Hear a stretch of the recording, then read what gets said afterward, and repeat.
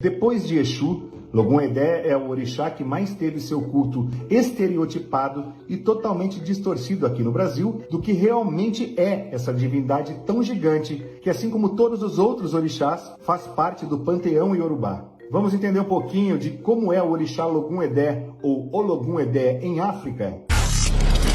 O nosso país é um lugar onde a cultura de orixá se espalhou desde as épocas terríveis da escravidão. De certa forma, nós brasileiros herdamos essa riqueza cultural dos povos africanos, e nesse caso, mais diretamente falando, do povo iorubá. No entanto, são muitas histórias contadas, cada um de uma forma e de uma maneira diferente até da que o amiguinho aprendeu. E isso é muito compreensível, pois somos estrangeiros que aprenderam ou ainda aprendem a cultuar seres de uma outra cultura, e isso obviamente que gera muita controvérsia. Contudo, muito do que se ensina nos cultos afro-brasileiros são bastante distantes do que se vê e do que se conhece em África. Para o brasileiro, em sua enorme maioria, existe a certeza absoluta de que Logum-Edé é o fruto do amor entre Oxum e Oxóssi, é o filho desses dois orixás. Não é assim que é ensinado por aqui? Que esse orixá representa inclusive a bissexualidade, pois metade do ano está com sua mãe Oxum e é mulher, e na outra metade do ano está com seu pai Oxóssi, enfiado nas matas caçando e assumindo sua posição de macho. No Brasil, esse é Logum-Edé. Mas em solo iorubá,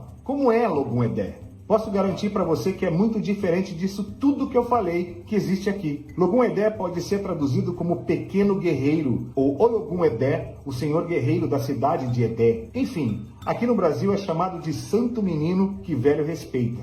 Já ouviu isso? Voltando à África, esse pequeno guerreiro gerava desconfiança por praticamente todos, pois realmente se tratava de um jovem guerreiro, o mais novinho de todos existentes. E em base nessa condição, ninguém acreditava que ele poderia ter potencial satisfatório para exercer essa função. Ainda assim, Logum-Edé se destacava por sua grandiosa capacidade estratégica, criativa, voraz e surpreendente de conduzir e liderar enormes batalhas. Como surgiu então a história de maternidade de Oxum e de Logum-Edé? Vou dar um exemplo bastante simples. Tanto nos cultos de Ifá, de Orixá, quando nos iniciamos, nos tornamos o que chamamos de Omon-Ifá ou Omon-Orixá, pois a partir da iniciação iremos aprender sobre os segredos do culto. Não é assim? E a palavra Omon significa filho ou filha. O mesmo acontece quando nos tornamos membros de um ilê, uma roça, uma casa de candomblé. Somos filhos da casa, somos filhos daquele sacerdote ou daquela sacerdotisa, não é mesmo? E quando entendemos esse padrão de hierarquia,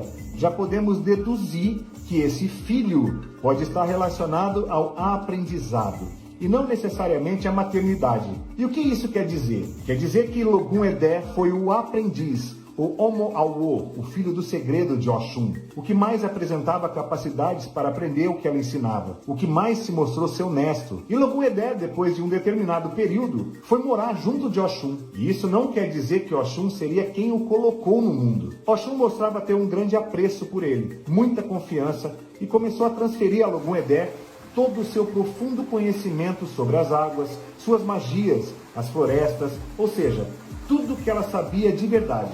Ela fez questão de ensinar a esse aprendiz tão dedicado e leal. E Logum-Edé se torna um grande aliado e companheiro de Oxum com o tempo. Oxum, que alimentava tanta confiança em Logum-Edé, que inclusive era ele quem atendia as pessoas que buscavam pelo auxílio espiritual de Oxum quando ela saía de casa. E a capacidade e grande competência de Logum-Edé, também nessa função que Oxum lhe ensinou, era admirada por todos. E o que fez com que as pessoas aqui tivessem a ideia de que Logum-Edé seria bissexual foi pelo poder de sedução que a própria Oxum ensinou, que se tornou também uma estratégia de batalha para Logum-Edé, que inclusive passa a adotar roupas nas cores que Oxum usava, estando sempre muito bem alinhado, muito bem apresentado. Além de suas armas serem do mesmo tipo de metal, do mesmo material utilizado por Oxum, em uma espécie até de homenagem a esse orixá, sendo que os outros orixás guerreiros utilizavam armas feitas com ferro.